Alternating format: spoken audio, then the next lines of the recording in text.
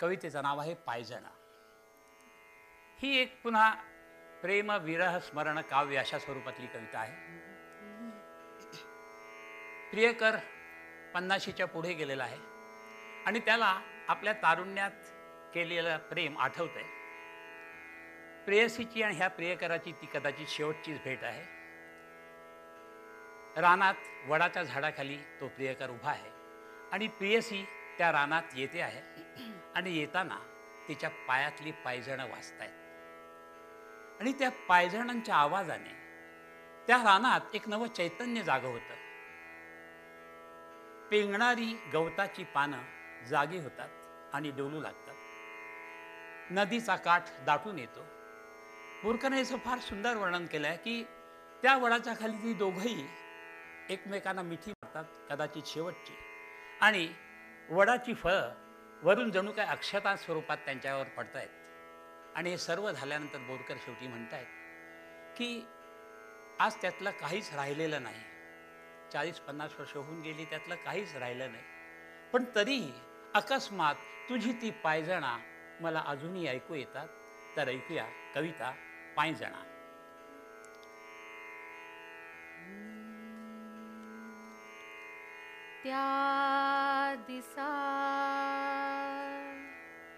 त्या दिसा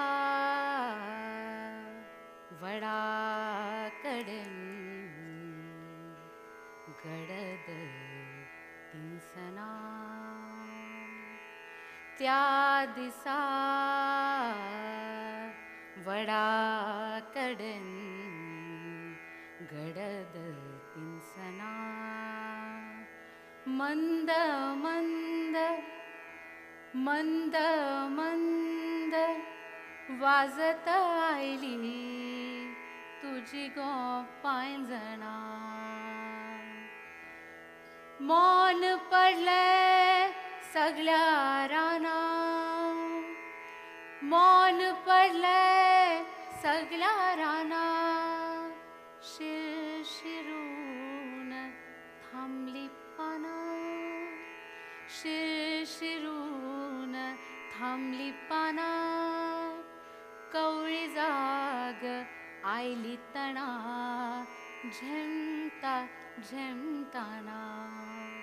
मंद मंद वाजत आयली, मंद मंद वाजत आयली तुझी गो पायजणा.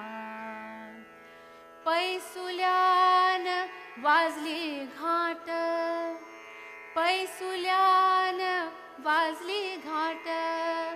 दाटलो न्हंयचो कंठ काठ, दाटलो न्हंयचो कंठ काठ.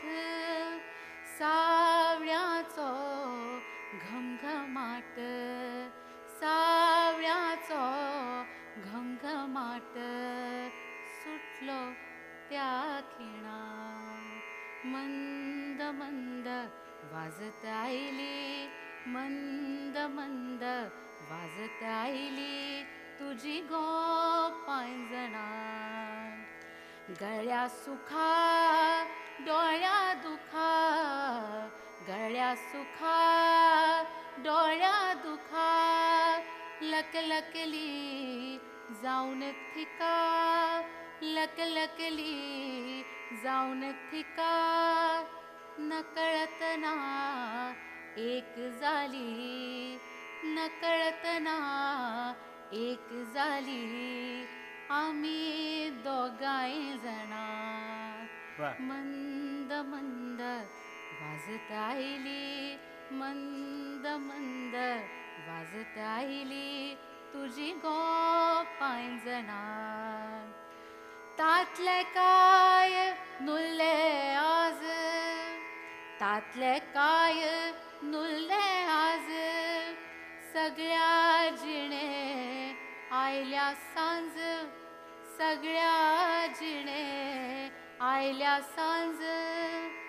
तरी अकस्मात तुझी, तरी अकस्मात तुझी वाजती पायजणा. मंद मंद वाजत आयली, मंद वाजत आईली तुझी गो पायंजणा, तुझी गो पायंजणा. वा